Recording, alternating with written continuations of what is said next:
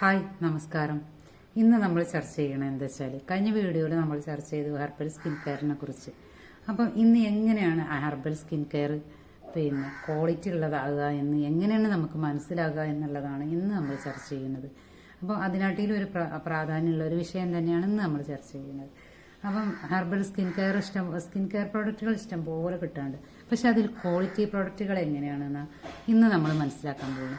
അപ്പം നമ്മൾ ക്വാളിറ്റി പ്രോഡക്റ്റുകളാണ് എന്ന് അറിയാൻ വേണ്ടിയിട്ട് 6 കാര്യങ്ങളുണ്ട് കേട്ടോ, അതിനെ ശ്രദ്ധിക്കേണ്ട കാര്യങ്ങൾ. അപ്പം നമുക്ക് വൺ ബൈ വൺ ആയിട്ട് ഓരോന്ന് പറയാം, ഏതൊക്കെയാണ് ആ കാര്യങ്ങൾ എന്ന് നിങ്ങൾക്ക് മനസ്സിലാക്കാൻ പറ്റും. അപ്പം നിങ്ങൾ വാങ്ങുന്ന ഒരാളാണെങ്കിലും അതുപോലെ തന്നെ നിങ്ങളുടെ ഒരു എന്റർപ്രണർ ആണെങ്കിലും ഇത് ഉണ്ടാക്കി പഠിക്കുക എന്നുള്ള താല്പര്യമുള്ള ഒരാളാണെങ്കിലും ഇത് മനസ്സിലാക്കി വെക്കൽ നിങ്ങൾക്ക് അത്യന്താപേക്ഷിതമായിരിക്കും.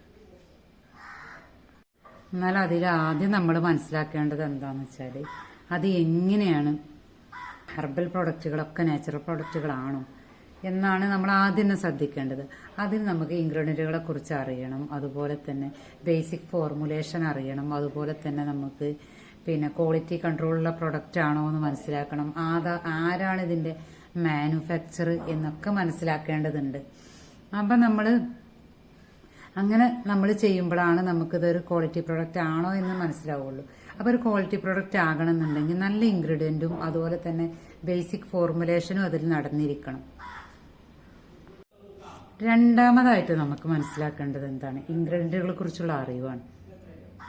അപ്പം നമുക്ക് ഇൻഗ്രീഡിയൻറ്റുകളെ കുറിച്ചുള്ള അറിവ് എന്ന് പറഞ്ഞു കഴിഞ്ഞാൽ നമുക്ക് ഒരു കസ്റ്റമർ ആണെങ്കിലും അതുപോലെ തന്നെ ഒരു എന്റർപ്രണർ ആണെങ്കിലും ഇൻഗ്രീഡിയൻറ്റുകളെ കുറിച്ച് നല്ലവണ്ണം നമുക്ക് മനസ്സിലാക്കാൻ അറിയണം. നെയ്മൊക്കെ നമുക്ക് ഉദാഹരണത്തിന് നീമൻ എടുക്കാം. നീമൊക്കെ നമുക്ക് ഒരു ആയുർവേദ ട്രഡീഷണൽ ഹെർബാണെന്ന് നമുക്ക് ഏതൊരാൾക്കും അറിയാം. അങ്ങനത്തെ കാര്യങ്ങൾ നമ്മൾ മനസ്സിലാക്കിയിരിക്കണം. അതുപോലെ തന്നെ ചാർക്കോൾ സ്കിന്നിനെ ക്ലൻസ് ചെയ്യാൻ സഹായിക്കും, അതുപോലെ തന്നെ ഓയിൽ കൺട്രോൾ ചെയ്യാൻ സഹായിക്കും എന്നുള്ള ഓരോ ബേസിക് കാര്യങ്ങൾ നമ്മൾ 1 to 1 ആയിട്ട് നമ്മൾ മനസ്സിലാക്കിയിരിക്കണം. അങ്ങനെ നമുക്ക് ഇൻഗ്രീഡിയൻറ്റുകളെ കുറിച്ച് അറിയുന്ന ഒരാൾക്ക് ഒരു കസ്റ്റമർക്ക് വേണ്ട വിധത്തിൽ ഗൈഡ് ചെയ്ത് അവരുടെ സ്കിൻ പ്രോബ്ലം മനസ്സിലാക്കി അവർക്ക് വേണ്ട പ്രോഡക്റ്റുകൾ സജസ്റ്റ് ചെയ്യാൻ സാധിക്കുള്ളൂ. മൂന്നാമതായിട്ട് മനസ്സിലാക്കേണ്ടത് അവരുടെ സ്കിൻ ടൈപ്പാണ്. ഓയിലി സ്കിൻ ആണെങ്കിൽ ഏതു നേരം ഓയിലി ഇങ്ങനെ ഇതായിക്കൊണ്ടിരിക്കും, അപ്പോൾ ഓയിലി കൺട്രോൾ ചെയ്യണം. അതുപോലെ തന്നെ ഡ്രൈ സ്കിൻ ആണെങ്കിൽ അവർക്ക് മോയ്സ്ചറൈസ് കുറവായിരിക്കും. അതുപോലെ തന്നെ കോമ്പിനേഷൻ സ്കിൻ ആണെങ്കിൽ ചിലയിടത്ത് ഓയിലി ചിലയിടത്ത് ഡ്രൈ. അതുപോലെ തന്നെ സെൻസിറ്റീവ് ആണെങ്കിൽ ചില പ്രൊഡക്റ്റുകൾ അവർക്ക് പറ്റും, ചില പ്രൊഡക്റ്റുകൾ അവർക്ക് പറ്റില്ല. അപ്പോൾ അതിനെക്കുറിച്ചൊക്കെ മനസ്സിലാക്കണം. നമ്മൾ അത് കസ്റ്റമറോട് തന്നെ നമ്മൾ ചോദിച്ചിട്ട് മനസ്സിലാക്കണം. അങ്ങനെ മനസ്സിലാക്കിയെങ്കിലേ നമുക്ക് അവർക്ക് വേണ്ട വിധത്തിലുള്ള പ്രൊഡക്റ്റുകൾ സജസ്റ്റ് ചെയ്തിട്ട് അവരുടെ സ്കിൻ പ്രോബ്ലം മനസ്സിലായിട്ട് അതിനൊരു സൊല്യൂഷൻ നൽകാൻ നമുക്ക് സാധിക്കുള്ളൂ. നാലാമതായിട്ട് നമ്മൾ എങ്ങനെയാണ് ഒരു നല്ലൊരു ഹെർബൽ പ്രൊഡക്റ്റ് എങ്ങനെയാണ് നമ്മൾ ഡെവലപ്പ് ചെയ്തെടുക്കുന്നു എന്നുള്ളതിലാണ്. അപ്പം അതിൻ്റെ നമ്മൾ അത് പ്രിപ്പയർഡ് ചെയ്യുന്ന ഫോർമുലേഷൻ, അതുപോലെ ഇൻഗ്രീഡിയൻറ്റ് സെലക്ഷന്, അതുപോലെ തന്നെ പാക്കേജിങ്, അതുപോലെ തന്നെ അതിൻ്റെ നമ്മൾ ലാബ് ടെസ്റ്റ്, അതുപോലെ തന്നെ കസ്റ്റമർ ഫീഡ്ബാക്ക്, ഇതിൻ്റെയൊക്കെ അടിസ്ഥാനത്തിലാണ് നമ്മളൊരു പ്രൊഡക്റ്റ് നമ്മൾ ഡെവലപ്പ് ചെയ്ത് എടുക്കുന്നത്. ഇതൊക്കെ നമ്മൾ ഇതിൽ ശ്രദ്ധിക്കാണ്ട് എങ്ങനെയാണ് ഒരു നല്ല പ്രൊഡക്റ്റ് ആകുക എന്നുള്ളത്. അഞ്ചാമതായിട്ട് നമ്മൾ മനസ്സിലാക്കേണ്ടത് കസ്റ്റമറുടെ ട്രസ്റ്റുകളാണ്, കസ്റ്റമർ ട്രസ്റ്റാണ്.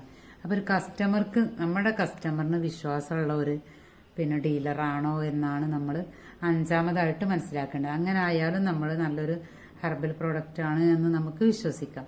അപ്പം അങ്ങനെ നല്ലൊരു ഡീലറാണ് എന്ന് മനസ്സിലാക്കണമെങ്കിൽ അതിൽ കുറേ കാര്യങ്ങൾ അതിൽ ഉണ്ട്. അതൊക്കെ എന്തൊക്കെയാണെന്ന് നമുക്ക് നോക്കാം. കസ്റ്റമറുടെ ട്രസ്റ്റ് ഉണ്ടാവണമെങ്കിൽ നമുക്ക് നല്ലവണ്ണം കസ്റ്റമറുടെ കൺസേൺ മനസ്സിലാക്കാൻ കഴിയണം. അതുപോലെ തന്നെ നമ്മുടെ നോളജ് ഷെയർ ചെയ്യണം.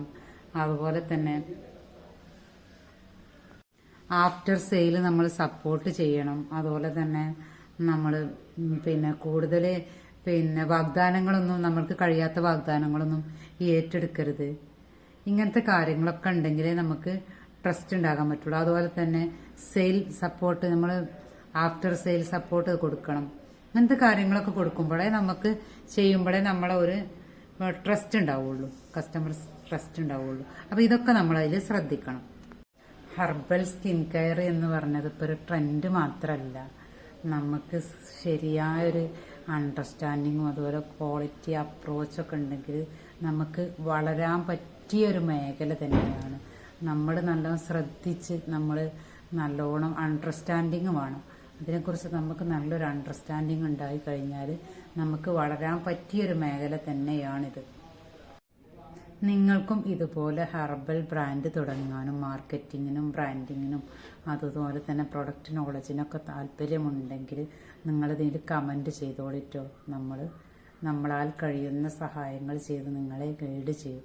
നിങ്ങൾക്കിത് ബ്രാൻഡിങ് അതുപോലെ മാർക്കറ്റിങ് അതുപോലെ പ്രൊഡക്റ്റ് നോളജി അതുപോലെ സോഷ്യൽ മീഡിയ മാർക്കറ്റിങ് എന്നെല്ലാം നമുക്ക് അറിയാവുന്നതെല്ലാം നിങ്ങൾക്കും നമ്മൾ ഗൈഡ് ചെയ്ത് തരുന്നതായിരിക്കും. അടുത്തൊരു വീഡിയോയിൽ നമുക്ക് വീണ്ടും കാണാം.